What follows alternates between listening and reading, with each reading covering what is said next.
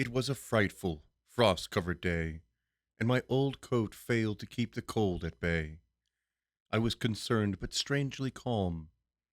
I set up an appointment and made my way to Winceville, a township about 30 minutes from my home.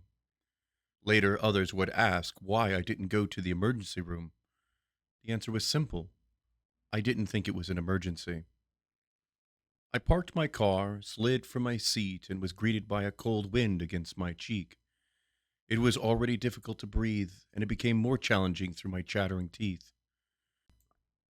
Making my way inside, the cold chill became less as my flesh began to thaw.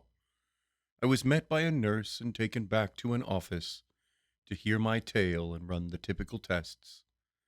After she left, I sat in my quasi-comfortable chair, nervously wringing a magazine between my hands. I stared through an arrow slit-shaped frosted window, admiring the leafless winter trees. Though there were no buzzing bees, the office was fluttering with all sorts of energy. I could hear the murmur of talking through the walls, the tip-taps of shoe-covered toes, and the hum of the lights above. A time passed, my body warmed, and then I was welcomed by a knock on the door. I was greeted by the friendly face of my primary care physician. His youthful insides gleamed with a friendly smile, and he sat across from me. He clicked his fingers against the keys of his computer, then turned towards me. "So what appears to be the problem?" His voice was soothing and strong. "I started coughing up blood this morning," I spoke. "What kind of blood are we talking about? Is it pinkish, streaky? How would you describe it?" "I have some with me if you would like to see it." Reaching into my coat, I pulled out a blood-filled Tupperware container from my inner pocket. "Sure," he looked excited. "Can I see it?" He outstretched his arm. "Are you sure?"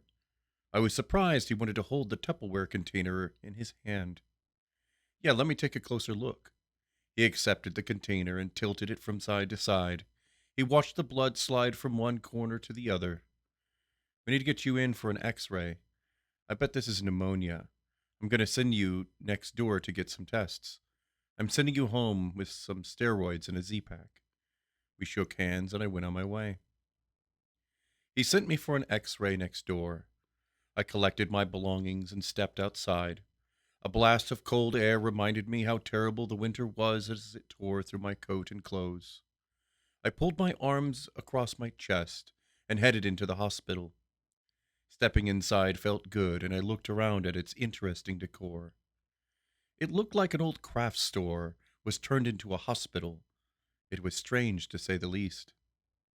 The front desk guided me to radiology, where my inside zones were photographed with fancy X-rays. Dreading the intensity of the outside air, I paced the hall and made a call. I called one of my greatest friends, the amazing Ashley. We chit-chatted small talk for a few minutes before I broke into the business of my bloody cough. She was concerned but played her hand well, and her words comforted my spirit. After saying our goodbyes, I pulled my coat in close and dared the outside world. I ran to my car, unlocking it from afar. I hopped inside and slid the key into the ignition. It struggled to start, and when it did, lukewarm air poured from the vent. It smelled like maple syrup. It was thick and sticky, clinging to everything, causing the windshield to look greasy. I sighed, reached for a rag, and attempted to clean it away so I could see. It did little to improve visibility. Mostly it created snot-like oily streaks that made it more difficult to see. Closing my eyes, I took a deep breath and ran my fingers through my hair. I sat for a moment soaking in the sad scene. Wind howled around the car and fluffy snowflakes collected on the grass.